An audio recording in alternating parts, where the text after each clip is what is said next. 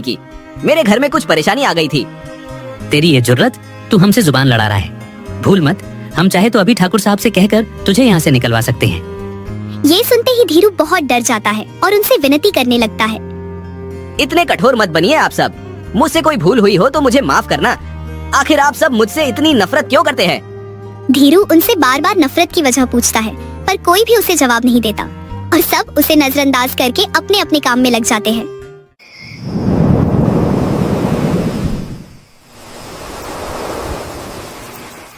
शाम होती है, सब अपने अपने घर जाते हैं। तब धीरू, आज तो मैं पैसे भीगने नहीं दूंगा। इतना बोलकर धीरू पैसे संभाल कर रख लेता है और अपने घर जाने लगता है। तभी रास्ते में उसे एक पति पत्नी का जोड़ा एक पेड़ के नीचे खड़ा दिखता है। अरे भाई, बारिश इतनी तेज है, किसी भी वक्त तूफान भी आ सकता है। ऐसे में यूं बाहर रुकना सही नहीं है। जानता हूँ भाई, पर मैं और कर भी क्या सकता हूँ। मेरे पास रुकने का कोई ठिकाना भी तो नहीं है। मतलब क्या है तुम्हारा? कहना क्या चाहते हो? धीरू उस आदमी रमन से उसकी पहचान पूछता है। तभी रमन की पत्नी जानकी बोलती है, भैया, दरअसल हम गांव में घूमने आए थे। हमें पता नहीं था कि यहाँ इतनी तेज बारिश हो रही है। यहाँ आकर हम फंस गए। अब तो न रुकने का ठिकाना दिख रहा है और न वापस जाने का रास्ता। तो क्या जब तक बारिश नहीं थमेगी यही पेड़ के नीचे रुके रहोगे? और कोई रास्ता नहीं है। इस गांव में मेरा कोई रिश्तेदार नहीं कि मैं उनके घर ठहर सकूं। रमन की बातें सुनकर धीरू ने थोड़ी देर सोचा। उसके बाद उसने उन्हें अपने घर रखने का सुझाव दिया। मेरे घर चलो। अरे नहीं नहीं, फालतू में हम तुम्हें परेशान नहीं करना चाहते। इसमें परेशानी कैसी? इंसानियत नाम की भी तो कोई चीज होती है। इतना बोलकर धीरू दोनों पति पत्नी को अपने साथ अपने घर लेकर चला जाता है। दो अनजान लोगों के देखकर कजरी थोड़ी चिंतित हो जाती है। सुनिए जी, ये दोनों कौन हैं? ये मुसाफिर है, बेचारे बारिश में फंस गए थे। इसके बाद धीरू कजरी को सारी बातें बताता है।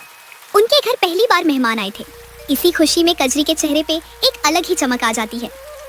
अरे वाह, हमारे घर मेहमान आए हैं। आज तो मैं तरह तरह के पकवान बनाऊंगी। कजरी और धीरू रमन और जानकी का बहुत आदर और सम्मान के साथ स्वागत करते हैं।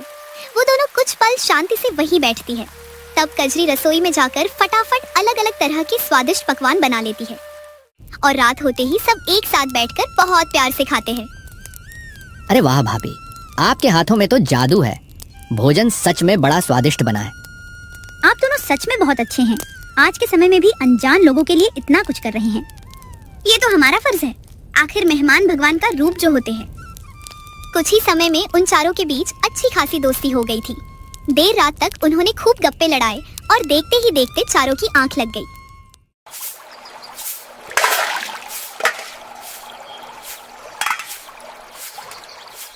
सुबह सूरज सर पर था। काम पे जाने के लिए धीरू को बहुत देरी हो गई थी। कल देर रात तक जागने के कारण आज मुझे कितनी देरी हो गई है। ठाकुर साहब को पता चला तो वो मुझे काम से ही निकाल देंगे। इतना बोलकर धीरू घर से निकलता है। तभी रमन उसे पीछे से आवाज देता है, जरा रुको धीरू। धीरू बहुत हड़बड़ी में रहता है, इसलिए वो रमन को जल्दी जल्दी बोलने को कहता है। क्या बात है रमन, जल्दी बोलो, मैं आज बहुत लेट हो चुका हूँ। तुम जा कहाँ रहे हो? मजदूरी करने, यही मेरा काम है। मैं पढ़ा लिखा नहीं हूँ ना। चलो मैं भी चलता हूँ, तुम्हारी थोड़ी मदद कर दूंगा। तुम क्यों खुद को तकलीफ दे रहे हो? मुझे तो इसकी आदत है। मैंने तो तुम्हें अपना मित्र मान लिया है। अब तुम एक दोस्त को दूसरे दोस्त की मदद करने के लिए मना नहीं कर सकते हो। अच्छा ठीक है, चलो तो फिर। फिर दोनों साथ साथ काम करने चले जाते हैं। कुछ देर काम करने के बाद उनके पास दो आदमी आते हैं। अरे धीरू, ये कौन है? ये मेरे मेहमान हैं। ये सुनकर दोनों आदमी जोर जोर से हंसने लगते हैं। मेहमान और तेरे घर, मूर्ख मत बना हमें। और नहीं तो क्या, इतने सालों में तेरे घर कोई झांकने तक नहीं आया। आज अचानक मेहमान कहाँ से आ धमके? बातें बनाना तो कोई तुझसे सीखे, अनाथ कहीं का। भूल मत, तू अनाथ है। तेरा कोई रिश्तेदार, कोई दोस्त, कोई संबंधी नहीं है। इतना बोलकर दोनों आदमी वहाँ से चले जाते हैं। धीरू का मन उदास हो जाता है। उसके चेहरे पे निराशा छा जाती है। तब रमन उससे पूछता है, भाई